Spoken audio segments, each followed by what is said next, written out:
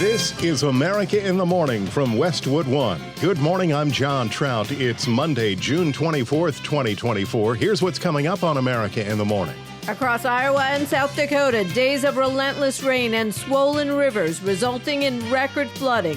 I'm Julie Walker. Trump and Biden prepare for this Thursday's debate in their own ways over the weekend. I'm John Stolnis in Washington. A shooting in a busy arts district in Ohio leaves at least 10 people injured. One of our cruisers transported a victim to the hospital. I'm Clayton Neville. The border order. New fallout for President Biden. On Wall Street, the final week of June trading is here, and it's the final week of the first half of the year, too. I'm Jessica Ettinger. A fourth victim died, one of 14 people struck by gunfire in Fordyce, Arkansas. I'm Jackie Quinn. There may be more fuel-efficient vehicles in 7 years. I'm Shirley Adler. All ahead on America in the Morning. A damaging tornado in Wisconsin, a heat wave with triple-digit temperatures continues in the east. 27 states will deal with near-record heat this week in the east, the west, Colorado, and Oklahoma, all as portions of Iowa, South Dakota, and Minnesota are underwater following a deluge of rain and flooding. Correspondent Julie Walker reports while much of the country deals with oppressive heat, flooding forced evacuations in the Plain States.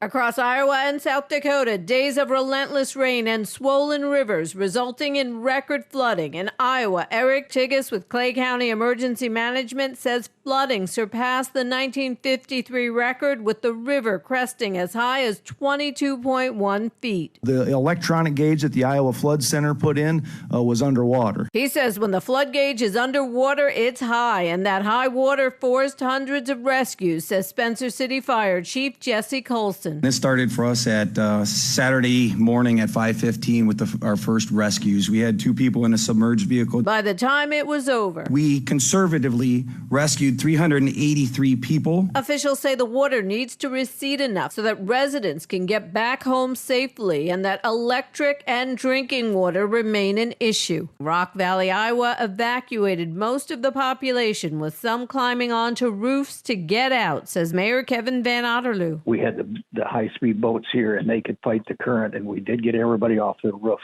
He says cars are flooded, up to 500 homes severely damaged. It's going to be a huge undertaking. It's going to be months and months before we're through this. We've already had 1 death from the situation in the state that has resulted from the flooding. And because of respect for the family, I'm not going to share any details around that. All I'm going to say is that I want to remind everybody to remember the power of water and the flow of water and to stay away from flooded areas. Iowa's governor declaring a state of emergency for Sioux County. South Dakota Governor Kristi Noem also declaring an emergency for the southeastern part of the state, warning residents to stay vigilant. We'll continue to see water levels rise. We're monitoring the rivers that will be affected, the Missouri, James, Big Sioux. She says the worst of the flooding along the rivers will be Monday and Tuesday. I'm Julie Walker. Presidential debate Thursday night, and President Biden and former President Trump spent the weekend preparing in different ways. John Stolnis has that story from Washington. The president spent the weekend at Camp David working with campaign officials and lawmakers brought in to help him get ready for Thursday night's CNN debate. Meanwhile, one of his top surrogates, campaign co-chair Mitch Landrieu, visited NBC's Meet the Press, where he was asked about the concerns some Democrats have about the president's mental fitness and his ability to beat Donald Trump in this first debate. Well, first of all, Joe Biden doesn't have any concerns about his mental fitness, nor do I. I've spent an incredible amount of time with Joe Biden. That's just the fade that the other side is pushing. Landrieu also says you may hear the president refer to the former president's conviction of business fraud charges in the Stormy Daniels case. I'll let the president say what he's going to say, but the fact of the matter is that the sky is blue sometimes, and Donald Trump is a convicted felon. And the American people have to sit in that for a second. The person who wants to be president has to go sit with his probation officer before he actually goes to the debate. And so it is just a fact, but it's not just to call Donald Trump a convicted felon. It goes to his behavior and it goes to his character. Meanwhile, Trump spent the weekend campaigning, first speaking to evangelical voters at the annual Faith and Freedom Coalition in Washington on Friday, addressing the GOP's messaging on abortion since the Dobbs decision. Every voter has to go with your heart and do what's right, but we also have to get elected. On Saturday, he headed north to Philadelphia, Joe Biden's stomping grounds, lamenting crime and violence in the city of brotherly love. Few communities have suffered more under the Biden regime than Philadelphia. He also said he anticipates Joe Biden being energetic for their debate on Thursday. He's sleeping now because they want to get him good and strong. So a little before debate time, he gets a shot in the ass, and they want to strengthen him up. So he comes out. He'll come out. I say he'll come out all jacked up, right? Trump told reporters Saturday he has already decided who his running mate is going to be and that person will be in attendance at Thursday's debate. North Dakota Governor Doug Burgum, Senators J.D. Vance, Marco Rubio, and Tim Scott, Ben Carson, and Representatives Elise Stefanik and Byron Donalds are believed to be on his short list. John Stolnis, Washington.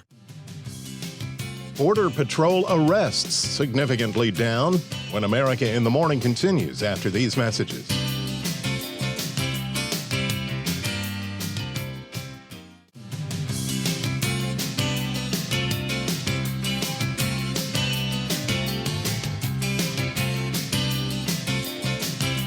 Welcome back. Here with America in the Morning. Where are the severe weather risks today? Here's AccuWeather.com meteorologist Matt Rindy. A storm moving eastward through southern Canada will have a cold front to the south through the northern plains states into the Great Lakes. This will become increasingly active this afternoon and continuing in tonight. Thunderstorms will start out in the eastern parts of North Dakota and then blossom quickly into Minnesota late in the day before shifting into Iowa and Wisconsin tonight. These storms will have the potential for damaging winds, large hail, and flooding downpours, even an isolated tornado. And just to the south of this area, hot weather will envelop a large portion of the region from South Dakota through the Central Plains and including portions of northeast Texas into the southeast. Many areas will climb over 100 with AccuWeather real field temperatures of 110 possible. It will also be hot farther west in parts of California and Arizona with plenty of sunshine. Valley areas in California into the deserts will reach well over 100 degrees with some 110s possible. There'll be a few scattered afternoon thunderstorms over the higher elevations from Southern California into Arizona, New Mexico, Utah, and Colorado. The Northwest will remain largely dry with plenty of sunshine in most places with highs in the 70s, 80s, and 90s, though coastal areas will have a few more clouds and a cooler afternoon with temperatures holding in the 60s and 70s. In contrast, a cold front moving through the northeast will provide millions of people with some relief from the recent heat wave. There will be some showers and thunderstorms along the front through the middle Atlantic into the southeast. That's the weather across America. It is going to be a much cooler day and less humid in Binghamton, New York with clouds and sun. There'll be an afternoon thunder shower with a high of 68. Dodge City, Kansas will have a scorcher of a day with plenty of sunshine and a high around 100. I'm AccuWeather.com meteorologist Matt Rindy. I'm John Trout. Remember to follow us wherever you get your podcasts, Apple, Spotify, Amazon, and YouTube. Just search America in the Morning in your favorite listening app. An overnight shooting in Columbus, Ohio leaves 10 people injured and police searching for a shooter. Correspondent Clayton Neville reports. The shooting happened around 2:30 Sunday morning in Columbus's Short North Arts District. Officers were working special duty in that area and responded to the shots and found victims. Their age ranges are all from 16 years old to 27 years old. They're all males. I can tell you out of those 10, 2 are juveniles, 8 are adults. Columbus Police Sergeant Joe Albert said that a total of 10 people were injured in the shooting. We locate a total of 6 victims in various locations up and down North High Street. Those 6 victims were transported to various hospitals, both by medics, and actually one of our cruisers transported a victim to a hospital as well. Shortly thereafter, we became aware of an additional 4 victims that were driven to hospitals on their own, or somebody drove them, a private vehicle drove them, not a police officer or an ambulance. Police say officers ran after who they believed to be the shooter before the man jumped into a white Honda Civic and eventually got away. The mayor of Columbus released a statement calling the shooting outrageous and unacceptable. I'm Clayton Neville. The number of arrests by Border Patrol agents of people illegally crossing into the United States fell in May. Correspondent Lisa Dwyer reports that arrests are down sharply, purportedly, since the president announced new asylum restrictions. The number of arrests by Border Patrol agents of people illegally crossing into the United States fell in May to the third lowest of any month during President Joe Biden's presidency. Preliminary numbers show encounters with migrants falling even more in the roughly 2 weeks since the president announced new rules restricting asylum. While the number of people coming to the border can fluctuate, the agency says preliminary data since President Biden's June 4th announcement restricting asylum access shows arrests have fallen by 25%. I'm Lisa Dwyer. When we return, let the good times roll on Wall Street, and luxury auto brand goes EV after these messages.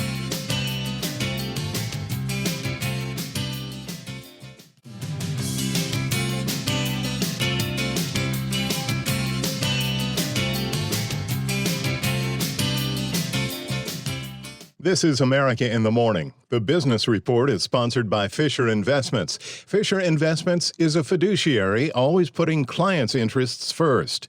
Learn more at FisherInvestments.com.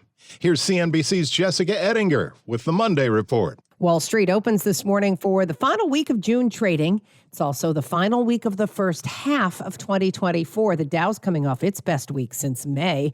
On Friday, the markets were mixed as options expired, and there was some index rebalancing and reweighting. The S&P 500 index opens this morning at 5464. After topping 5,500 at one point last week. We're up 15% year to date. If we continued this pace, the market would be at 6,250 by the end of the year and trading at 25 times earnings. That doesn't seem reasonable. So I think we're at this inflection point where leadership is inflecting and the direction of the market is inflecting. If it goes down, yeah, there's opportunity. If it plateaus, you kind of stick with what you've got. Gilman Hill's Jenny Harrington on CNBC. Now, even though we use the word volatile for stocks during a day when they're seesawing up and down, Wall Street's climb to record highs has come with actually very little volatility. The S&P 500 index has gone 377 days without a sell-off of 2.05%. That's the longest stretch for the benchmark since the great financial crisis, according to FactSet data compiled by CNBC. Existing home sales came in flat last month as home prices hit a fresh record high. The median price of an existing home sold in May, $419,300. That is a record high price and up 5.8% year over year.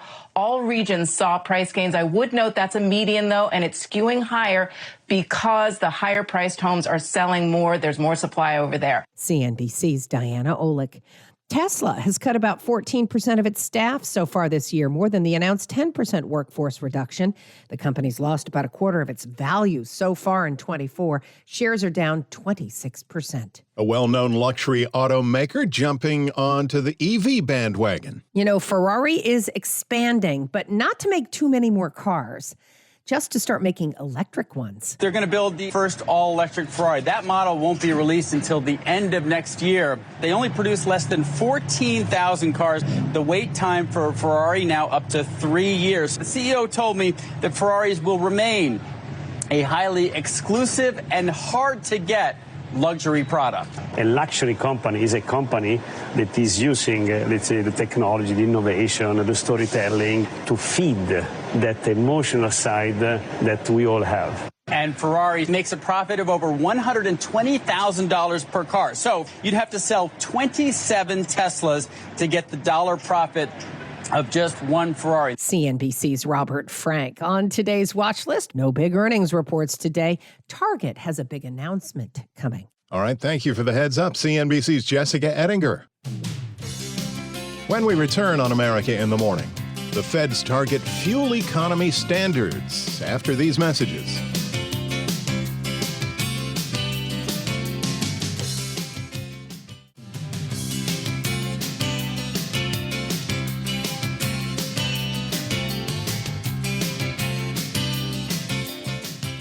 We're back. This is America in the Morning. A fourth person has died after a man armed to the teeth opened fire inside a grocery store during a mass shooting in a small Arkansas town. Correspondent Jackie Quinn reports. The 4 people killed range in age from a 23-year-old mother to an 81-year-old woman.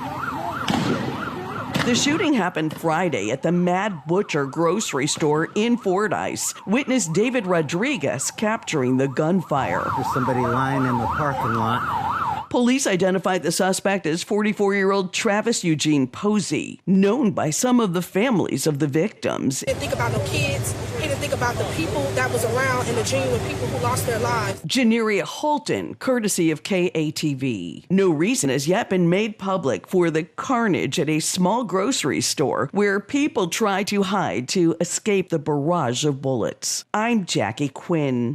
Record amounts of oil are being produced in our nation, and now the Biden administration has announced there are new federal rules for mileage standards. Correspondent Shelley Adler reports.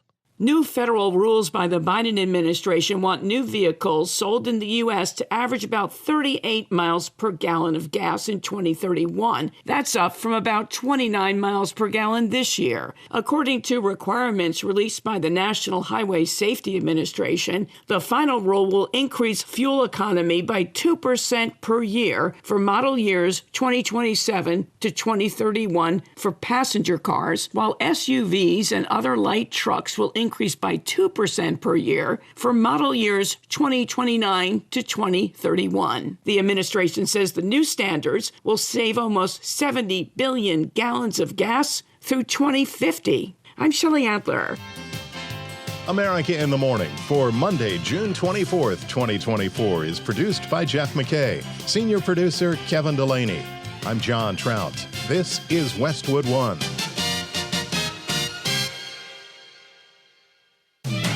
This is America in the Morning from Westwood One. I'm John Trout. Coming up this half hour, New Mexico wildfire brings in the FBI to investigate. Donald Trump is drawing support as strongly as ever from evangelicals and other conservative Christians. I'm Walter Ratliff. Demanding accountability after the arrest of 2 migrants accused of murder. I'm Clayton Neville. At least 8 people have died so far this summer because of dangerous beach rip currents. I'm Pamela Burr. Clashes between pro- and anti-Israel groups in Los Angeles and a stolen police car chase in Virginia. Chinese create a Russian from a university student in America who's actually Ukrainian. I'm Chuck Palm. What are some of the big TV series to look forward to for the rest of the summer? I'm Kevin Carr. Back after these messages.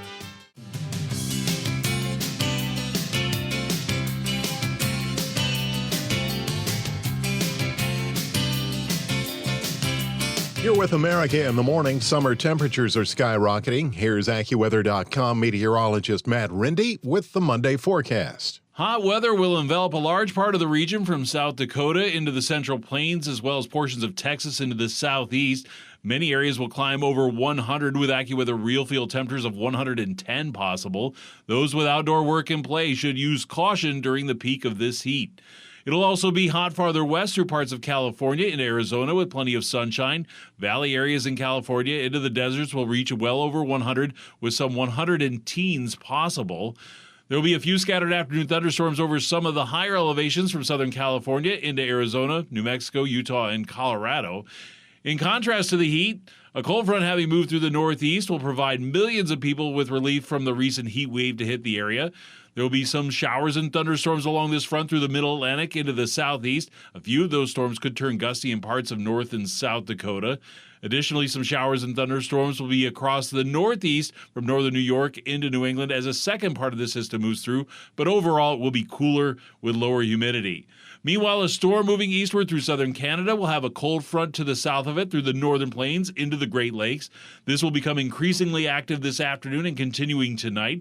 Thunderstorms will start out in eastern North Dakota and then blossom quickly into Minnesota late in the day before shifting into Iowa and Wisconsin tonight. These storms will have the potential for damaging winds, large hail, flooding downpours, and even an isolated tornado. The Northwest will remain largely dry with plenty of sunshine in most places with highs in the 70s, 80s, and 90s. It will be a little bit cooler at the coast with highs in the 60s and 70s. That's the nation's weather. I'm AccuWeather.com meteorologist Matt Rindy. Follow us wherever you get your podcasts, Apple, Spotify, Amazon, and YouTube. Just search America in the Morning in your favorite listening app. I'm John Trout. As hundreds of fire crews continue to battle wildfires in New Mexico, the FBI is now involved, offering a reward for information on how the deadly blazes were set. And thanks to the weather, crews are starting to slowly contain it. Correspondent Julie Walker has the latest. One home is there, and then 3 homes are gone, and then 2 homes are there, and then 4 homes are gone. It's just so bizarre. It's so strange. We've never seen anything like this. We knew it was urgent because usually they say ready, set, go. And ready, you could be there for a day or two. Set is a couple hours usually. Go means now. And the call was for our area. We never got ready, set. It was go. The FBI offering up to $10,000 for information on the South Fork and Salt fires in New Mexico that killed 2 people, destroyed hundreds of homes, and forced thousands to flee. The FBI suggesting someone started the fires. A lot of bulldozer line has been put on the Salt fire, so that is looking pretty good. Now, there's areas of both fires that are pretty difficult to access because of steep, rocky country. Mike McMillan with the U.S. Forest Service says 1,100 firefighters battling the blazes, making progress. The rains have enabled us to go direct on the fire's edge and create these containment lines with hand crews using chainsaws, shovels, Pulaskis, spraying water with hoses, and also some heavy equipment, bulldozers, also creating these containment lines. But he says steep, rocky terrain is making it difficult. We plan on inserting firefighters with helicopters. McMillan says evacuations are being lifted in some areas Sunday, others Monday, so residents can go back in and assess damage to their homes. I'm Julie Walker. As both Joe Biden and Donald Trump continue to prepare for this week's first debate, the former president spent part of the weekend shoring up support from both conservatives and evangelicals, seen as vital for his campaign's success. Correspondent Walter Ratliff reports. I want to thank each and every one of you for your tremendous devotion to God and to country and your tremendous support of me. Donald Trump is drawing support as strongly as ever from evangelicals and other conservative Christians like Sherry Cotterman. We believe in the Bible. We work hard, we pray, we go to church, and I try to instill those values in my children. And President Trump definitely has our full support. About 8 in 10 white evangelical Christians supported Trump in 2020, and a Pew Research Center poll found that a similar share supported him in 2016. That support remains durable, even though Republican voters this year had several openly conservative Christian candidates to choose from. Trump was also the only GOP candidate with a history of casino ventures and 2 divorces, as well as allegations of sexual misconduct. Now is the time for us to all pull together and to stand up for our values and for our freedoms. And you just can't vote Democrat. They're against religion. They're against your religion in particular. Robert Jones of the Public Religion Research Institute says Trump's rhetoric is now marrying core Christian ideas with his political campaign. Trump has essentially made what is known in evangelical circles, he's kind of borrowed this logic of substitutionary atonement, right, which is a kind of thinking about the Messiah or a savior. They're all Biden trolls, you know that, right? And I'm proud to do it for you. Wide support for Trump has frustrated a minority of conservative evangelicals who say their biblical values are unequally yoked with a candidate that lacks real faith and holds authoritarian ambitions. But at a recent rally in Dayton, Ohio, attendees like Trey Mullins affirmed the entanglement of their religion with their faith in Donald Trump. My faith in Jesus is very important, and I know there's a leader, Donald J. Trump, who was already president, who did a great job when he was in office, who's coming back and will reinstate those values, will reinstate godliness in the office and in our country. I'm Walter Ratliff. Authorities in Texas are calling for the justice system to do its part in keeping the illegal immigrants accused of murdering a 12-year-old girl behind bars. Correspondent Clayton Neville reports. 2 migrants from Venezuela, one who arrived only about a month ago, now jailed in the killing of 12-year-old Houston girl Jocelyn Nungare.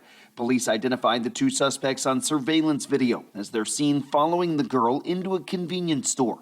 An arraignment hearing recently held detailed the accusations. It's alleged that she met up with these gentlemen, or these gentlemen encountered her, allegedly asking her for directions. and then later strangled her to death, and then later threw her body in the bayou to get rid of DNA evidence. Both men said to have been caught entering the U.S. illegally, and they were in the states awaiting hearings. Leaders in Texas, though, growing increasingly frustrated over violence in the U.S. committed by illegal immigrants. There are circumstances allowed that you can prevent bail. Court system, the justice system, we're going to be watching you. The arrest has taken place. The charges have been filed. Now we want the justice system to do its job. Houston Mayor John Whitmire. If there was ever a circumstance where you do not give someone bail, this is it. There are circumstances allowed that you can prevent bail. Take in consideration flight risk. Take in consideration the severity of this crime. So I'm going to be monitoring the court system. I want these suspects to have their day in court. I want to be held accountable, and I want it done sooner than later. Meanwhile, the life of 12-year-old Jocelyn Nungaray being remembered by her family. She was one of a kind, wasn't a follower. She was her own trendsetter. She loved animals. Jocelyn's family says funeral services are planned for Thursday. I'm Clayton Neville. When we return on America in the Morning, among the stories we're covering, AI deep fake. After these messages.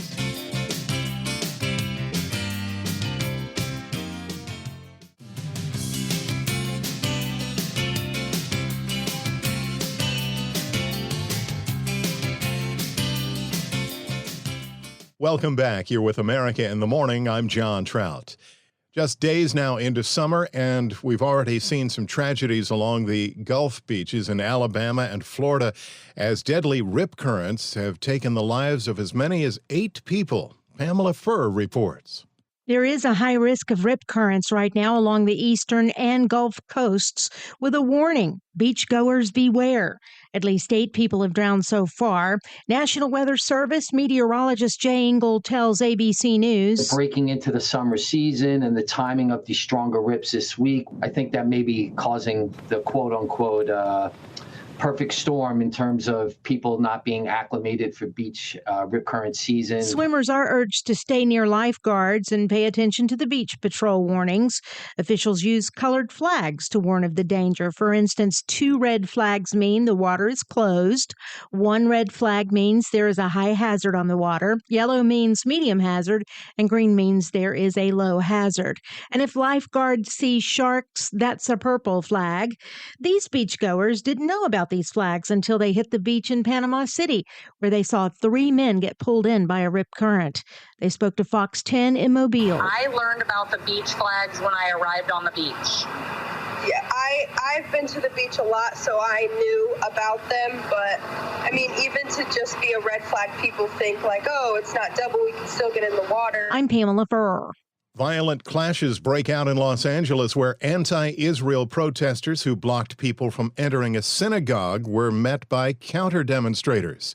Police in riot gear were called in to break up the groups, where punches were thrown, and video posted on the internet showed some people wielding the handles of protest signs as weapons.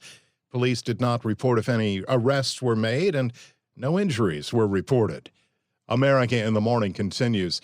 Police had their hands full in Northern Virginia, just outside the nation's capital. It started when police spotted a stolen car out of Maryland and attempted to make an arrest. At that point, one of the people who were inside the stolen car got out, ran over to the police cruiser, and drove off. That led to a high-speed pursuit when the driver slammed into 2 other police cars before he was stopped, injuring 2 officers. 30-year-old Eric Gutierrez of Virginia now faces a number of charges, including the theft of a police car. His 2 other accomplices were already wanted for other crimes when they were taken into custody. Tensions between the U.S. and Israel over weapons shipments continue to run high. As correspondent Karen Shamas reports, this comes as the Israeli defense chief heads to Washington today to discuss a threat from Lebanon that could lead to a wider Middle East war. Israeli Prime Minister Benjamin Netanyahu told his cabinet that there had been a dramatic drop in U.S. weapons deliveries to Israel. He said the drop started about 4 months ago. The spat highlights how high tensions have surged between Israel and Washington over Gaza, particularly surrounding the Israeli military's conduct in the enclave and the harm to civilian life there. Netanyahu's comments come days after Israeli strikes killed dozens of Palestinians near the International Red Cross Hospital in Gaza. William Schomburg, head of the ICRC Rafah office, told the AP, "There were piles of dead bodies, blood everywhere. Frankly, it's like nothing I've ever seen before." President Biden has felt pressure from progressive Democrats to take a tougher line against Israel as he sharpens his warnings to Netanyahu over Israeli military actions in Gaza. I'm Karen Shamas. Follow the bouncing ball of artificial intelligence. This is the story of a Ukrainian student in America who's been regenerated as a Russian to sell products in China. Dealing with this deep fake, here's tech correspondent Chuck Palm.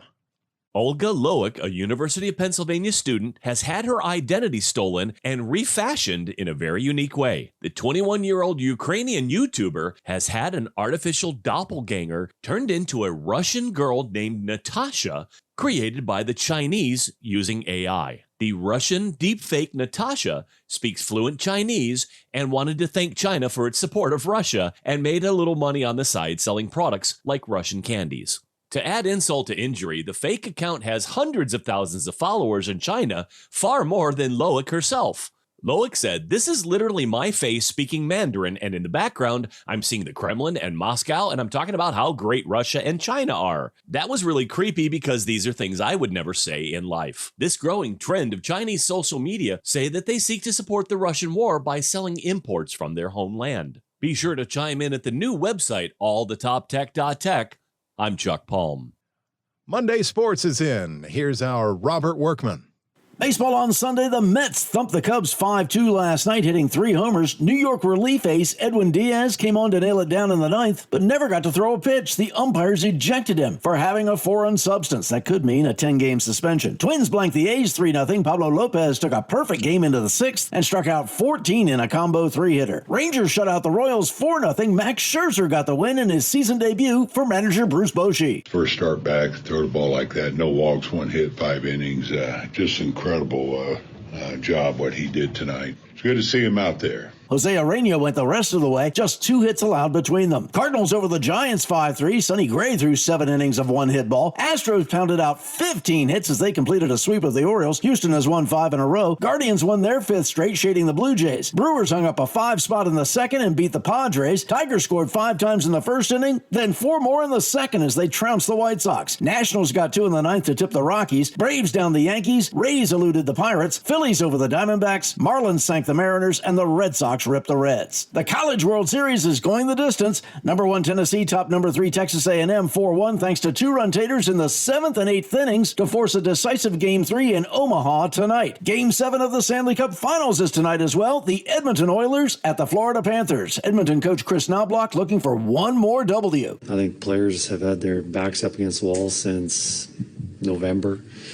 Hey, our goal is here to win our last game of the season. The Oilers trying to become the first team to rally from down 3-0 to win the Stanley Cup since the Maple Leafs did it in 1942. Soccer, the U.S. men opened group stage play at the Copa America with a 2-0 win over Bolivia. Christian Pulisic scored less than 3 minutes in and set up Fuller and Balogun's goal just before halftime. The U.S. faces Panama on Thursday. At Euro 2024, Germany's 3rd stoppage time goal in as many games gave them a draw with Switzerland and the top spot in Group A. Both teams advance to the round of 16. That's Monday Sports.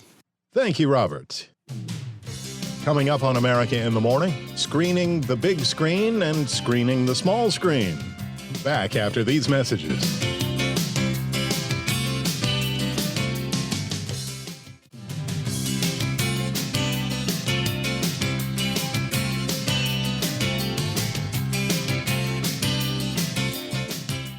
America in the Morning continues. Another box office record for Inside Out 2. Entertainment correspondent Margie Zaraletta has a look at this weekend's winners. What was your name again? Oh, I'm sorry, I can get ahead of myself. I'm anxiety. Inside Out 2 earned another $100 million domestically in its second weekend, according to studio estimates. That makes it the best second weekend for an animated film ever, beating out $92 million set by the Super Mario Brothers movie in its second weekend. This is Joy, coming to you live in Riley's mind. Make some noise! Yay. Sadness is in the house! Only 6 movies have had better second weekends.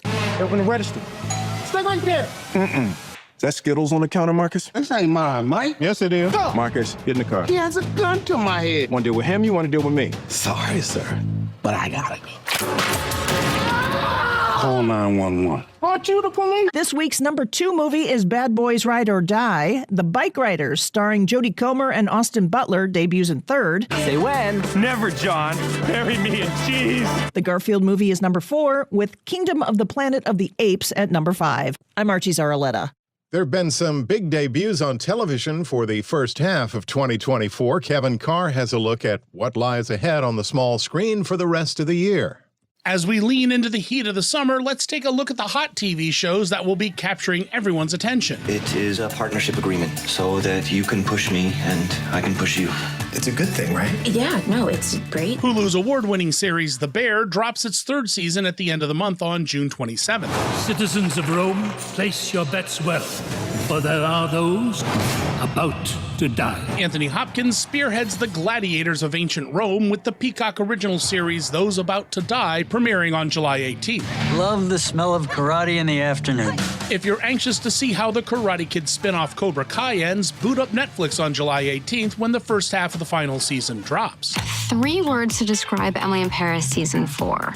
Vulnerable, messy, chaotic. For a breezy tale of Gen Z romance, don your beret for the first part of Emily in Paris's 4th season, coming to Netflix on August 18th. So what's next podcast-wise? What we need is a hot, fresh, dead body, preferably right here or very near to here. Hulu's other award-winning series, Only Murders in the Building, continues the podcast's murders and celebrity cameos when the 4th season premieres on August 27th. An evil, ancient, and powerful has returned. And finally, the 2nd season of the Lord of the Rings prequel series, The Rings of Power, comes to Prime on August 29th.